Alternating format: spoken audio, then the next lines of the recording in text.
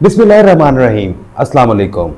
नाज़रीन, इस वक्त मुल्क भर में सैलाब की सी कैफियत है। भारत की तरफ से छोड़े गए पानी की वजह से पंजाब के मुख्तलिफ इलाके इस वक्त शदीद सैलाब की जद में हैं। बहुत से इलाके शदीद खतरात से दो चार हैं, लेकिन इनमें बिलखुसूस वो इलाके जो दरिया के करीब आबाद हैं, जहाँ पर गुज़िश्ता चंद सालों में बहुत बड़ी बड़ी आबादियाँ बनाएगी, हाउसिंग सोसाइटियाँ बनाएगी, वो इस वक्त शदीद ख़तरे से दो चार हैं और इन इलाकों से लोगों को निकाला जा रहा है।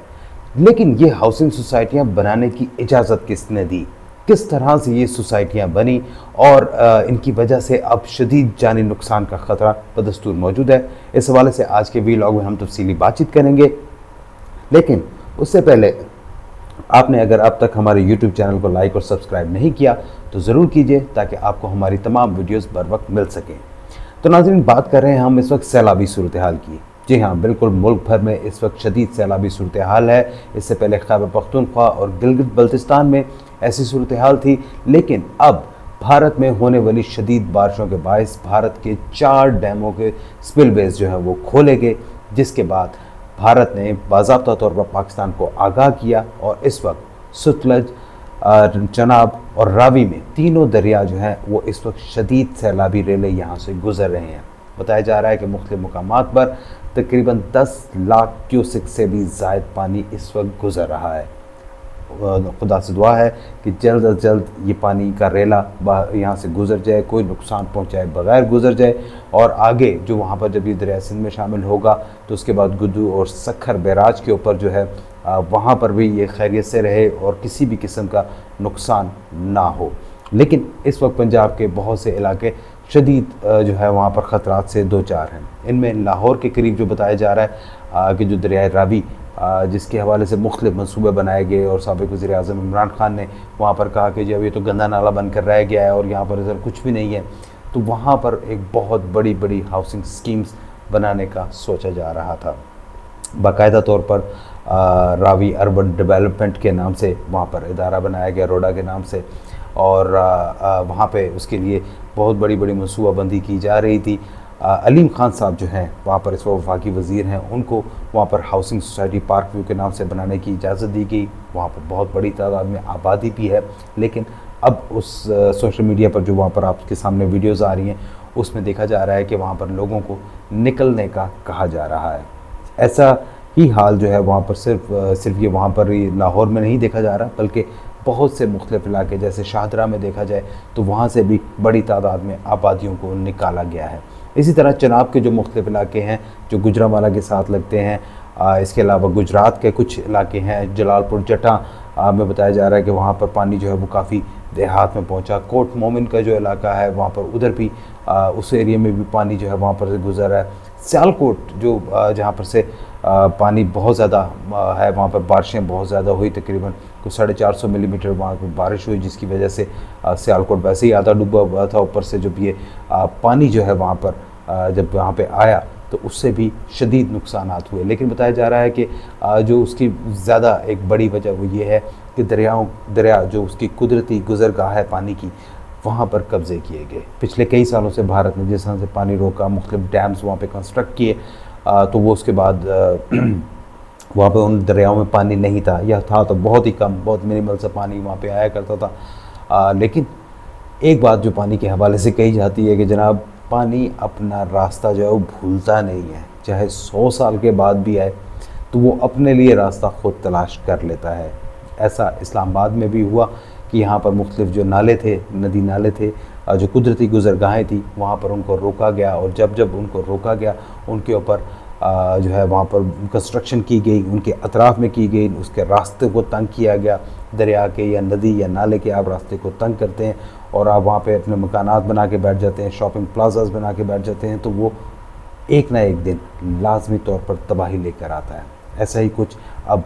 पंजाब में देखने में आ रहा है कि सियालकोट के वहाँ पर अतराफ़ में दरिया सतलुज के पास से जहाँ से वहाँ पे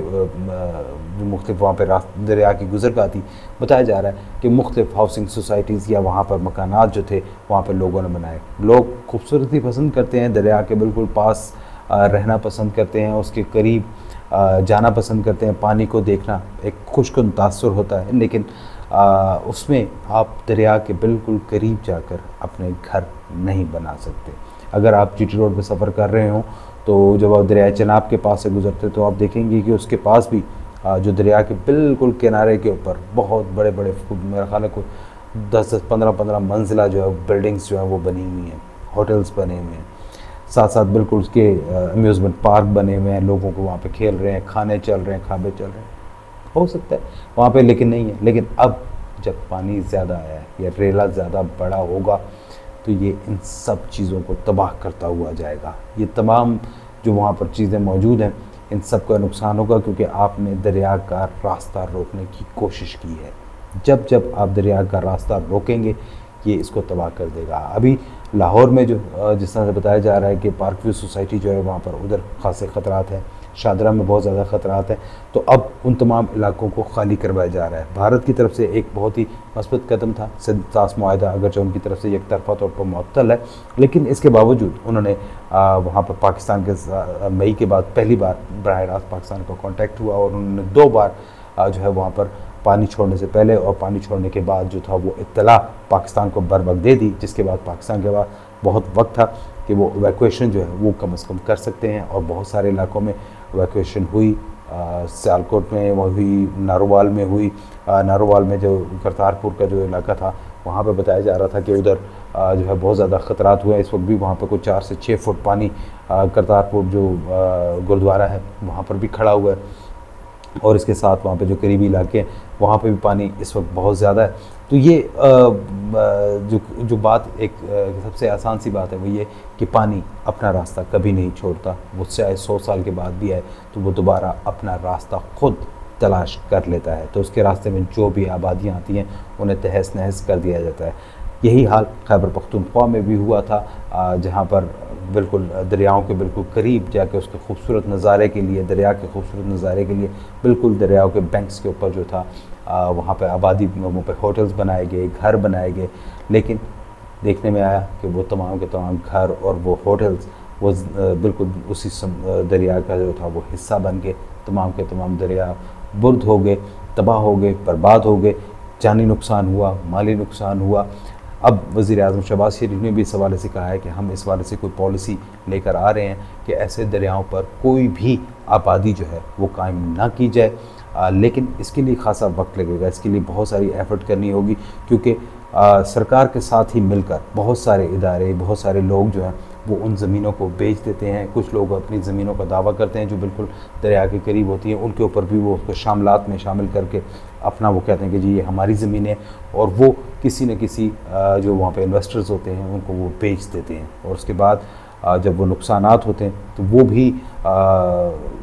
इन्वेस्टर का नुकसान हो गया, लोगों का जानी नुकसान हो गया, माली नुकसान हो गया, और कोई भी उसका जवाब दे नहीं होता। हुकूमत वहाँ पर बेचारी वहाँ जा के वो पैसे दे रही होती है कि जी आपका जानी नुकसान हुआ है, तो एक बंदा मरा है तो 5 लाख रुपए, 10 लाख रुपए लोगों वहाँ पर वो लोगों को बट रहे होते हैं। तो बेहतर ये नहीं है कि अपनी जानों का खुद ही तहफ़्फ़ुज़ किया जाए, और ऐसी जगहों से, ऐसे जहाँ पर पानी की गुज़रगाहें हैं उससे दूर होकर आबादी को जो है वहाँ पर उसका जो कुदरती हुस्न है उसका जो है नज़ारा किया जाए। कुछ थोड़ा सा पैदल चल के 1-8 किलोमीटर अगर पैदल चल के आप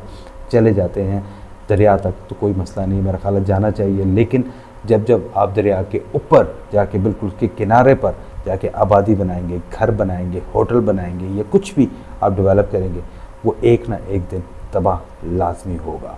अल्लाह पाक से दुआ है कि वो हम सबको महफूज रखे, पूरे पाकिस्तान के अवाम जो इस वक्त शदीद मुश्किलात में है, पंजाब के मुख्तलिफ शहर हमारे तमाम भाई हैं,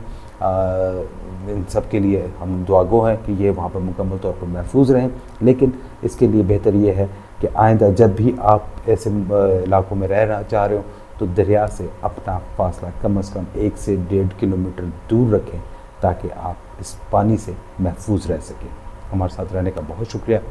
अल्लाह हाफ़िज़।